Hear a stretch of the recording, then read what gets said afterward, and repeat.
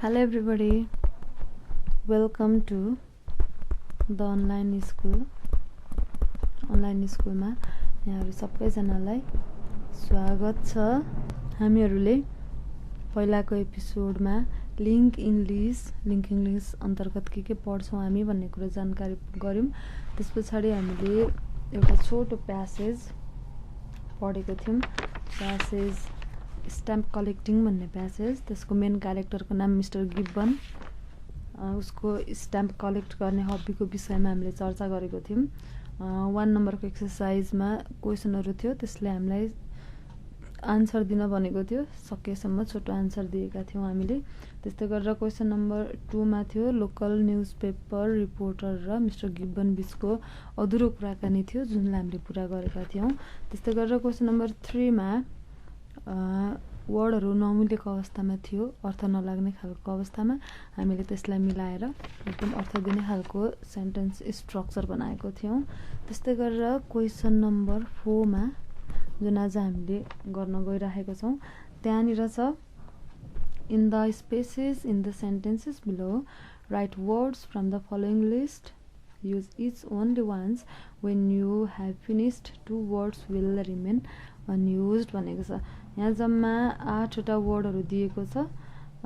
त्यसलाई चाहिँ हामीले खाली ठाउँमा भर्नु पर्ने छ। खाली ठाउँ चाहिँ 6 वटा सेन्टेन्समा छ। 2टा माथिको वर्डहरु चाहिँ खाली रहन्छ। हामीले 8 वटाबाट छानेर 6 वटा ब्ल्याङ्कमा भर्नु पर्ने छ। पहिला हामी मिनिङ बुझौं वर्डको, त्यसपछि हामीले आरामले खाली ठाउँमा भर्न सकिहाल्छौं। सुरुमा छ ALTHOUGH अल्दो भनेको के हो भनेर हामी बुझौं। अल्दो भनेको हुन त, अल्दोले हुन त भन्ने अर्थ लाउँछ। त्यस्तै गरेर अर्को छ वर्ड बिकज भनेको किन भने है। त्यस्तै गरेर नेक्स्ट छ बिकज अफ भनेको के हो त, को कारणले गर्दा है। त्यस्तै गरेर नेक्स्ट वर्ड छ BESIDES बिसाइड्स भनेको त्यसमाथि अथवा त्यस बाहेक भन्ने अर्थ लाग्छ है। त्यस्तै गरेर नेक्स्ट वर्ड छ हाउएभर भनेको तथापि। त्यस्तै गरेर next word in spite of भनेको त्यसको सट्टा भन्ने अर्थ लाग्छ। त्यस्तै गरेर अर्को वर्ड छ OTHER अदरवाइज भनेको अन्यथा। लास्टमा छ देयरफोर भनेको देयरफोरले बताउँछ त्यसैले भन्ने अर्थ लाग्छ है। अब हामीले यति बुझिसकेपछि खाली ठाउँ भर्न सकिहाल्छौं। क्वेशन नम्बर ए मा भन्छ he sat in front of the fire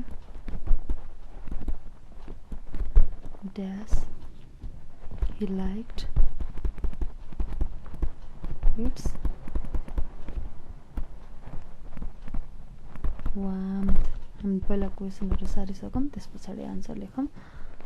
his stamp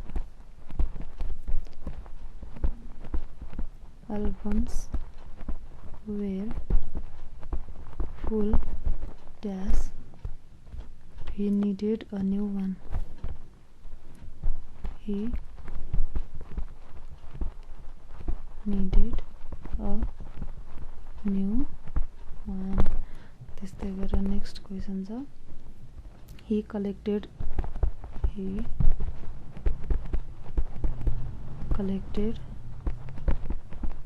space travel stamps dash his grandson's interest.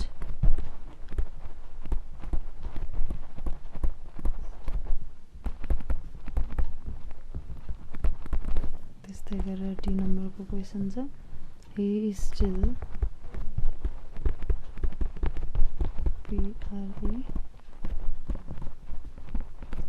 collect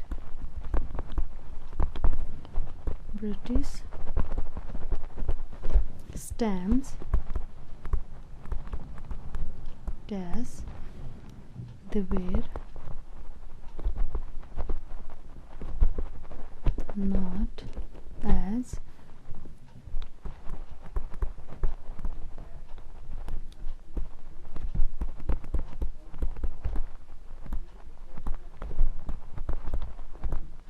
necklace stamps.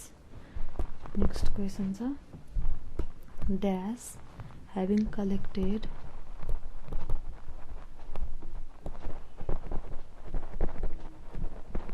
stamps for so many years, comma, he is still enjoyed the hobby.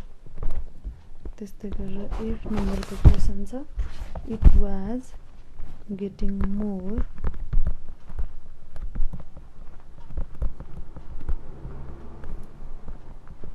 expensive to buy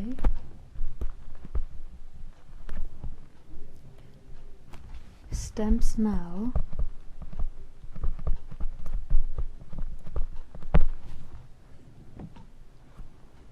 however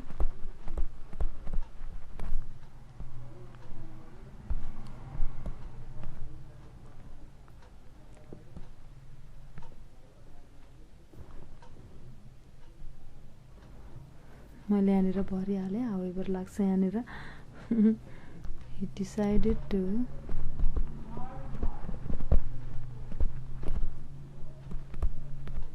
continue collecting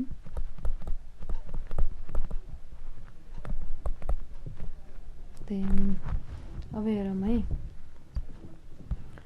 1 number ए नम्बरको सेन्टेन्सले के भन्छ भने he sat in front of the fire उ आगोको अगाडि बस्यो he liked its warmth उलाई आगोको तातो मन पर्थ्यो भनेपछि यहाँ हामीले के भन्नु पर्यो त आगोको छेउमा बस्यो किनभनेलाई के भन्छ because बुझ्नु भयो नि त्यस्तै गरेर बुझ्नु BECAUSE because भयो त्यस्तै गरेर बी नम्बरमा his stamp albums were full dash he needed a new one के भनेको छ उसको स्ट्याम्पको एल्बम भरिएको छ त्यसैले चाहियो है हामीलाई त्यसैले भनेको के हो त therefore उसको स्ट्याम्पको एल्बम फुल भएको छ भरिएर त्यसैले उसलाई नयाँ चाहियो भने पछाडि हामीले therefore लायौं त्यस्तै गरेर सी मा छ he collected space travel stamps dash his grandson's interest भने पछाडि यसले के अर्थ लायो उसले स्पेस ट्राभलको स्ट्याम्पहरु कलेक्ट गर्यो त्यो चाहिँ आफ्नो नातिको इच्छा थियो बिकज अफ भनेको के हो भनेको थियौ हामीले को कारणले गर्दा उसको नातिको इच्छाको कारणले गर्दाखेरि उसले स्पेस ट्राभलको स्ट्याम्पहरु कलेक्ट गर्नको लागि सुरु गर्यो भन्ने अर्थ लाग्यो। त्यस्तै गरेर डी नम्बरमा he still prefer to collect British stamps dash they were not as colourful as Nepalese stamps. Nepalese stamps जति कलरफुल चाहिँ छैन ब्रिटिस स्ट्याम्प, तैपनि उसले के गर्छ त ब्रिटिसकै स्ट्याम्पहरू प्रिफर गर्छ भन्नु पर्दाखेरि अब हामीले के भन्छौँ त यहाँनिर हामीले के भन्ने भयौँ अल्दो। अल्दो भनेको हुन त हुन त नेपाली जति कलरफुल छैन तै पनि उसले मन पराउँछ भनेको कारणले हामीले यहाँ अल्दो लायौँ। अब यी नम्बरमा dash having collected stamps for so many years he still enjoyed the hobby. अब हामीले यहाँनिर के भर्ने भयौँ त भन्दाखेरि in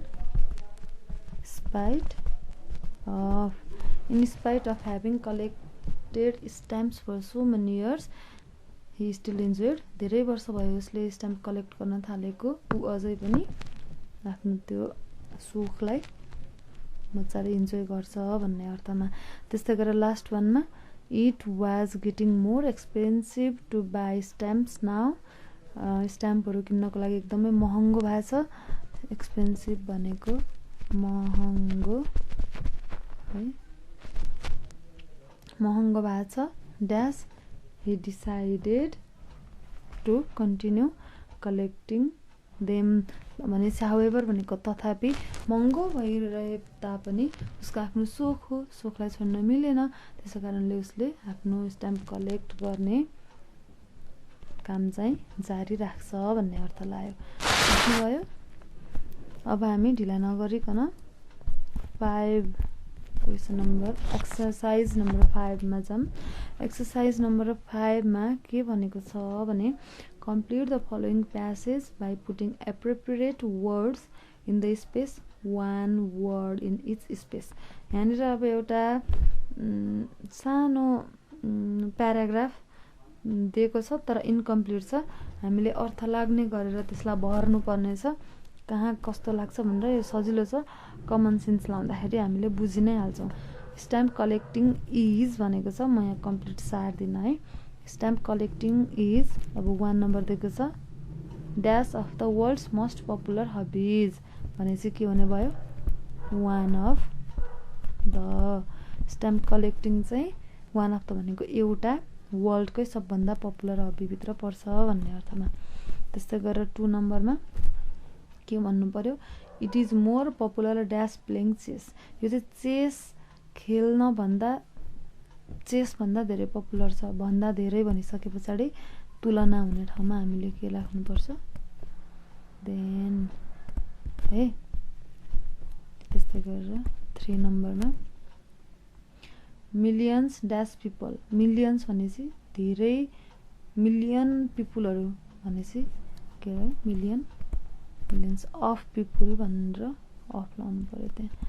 millions of people comma adults dash well dash हो, ड्यास वेल ड्यास भन्ने बित्तिकै एज वेल एज। त्यस्तै गरेर 5 नम्बरमा 4 मा एज भयो, 5 मा अर्को एज भयो। त्यस्तै गरेर 6 मा boys and girls collect stamps why dash is such dash popular hobby। अब यहाँ क्वेसन मार्क छ why is it such। अब यो तपाईहरुले आफैले बुझि नै हाल्नुहुन्छ, यति सामान्य कुरा त हैन। 7 नम्बरमा अ लाग्ने भयो। अब कम्प्लिट बनाएर पढ्नुस् त why is it such a popular hobby हो। त्यस्तै गरेर 8 नम्बरमा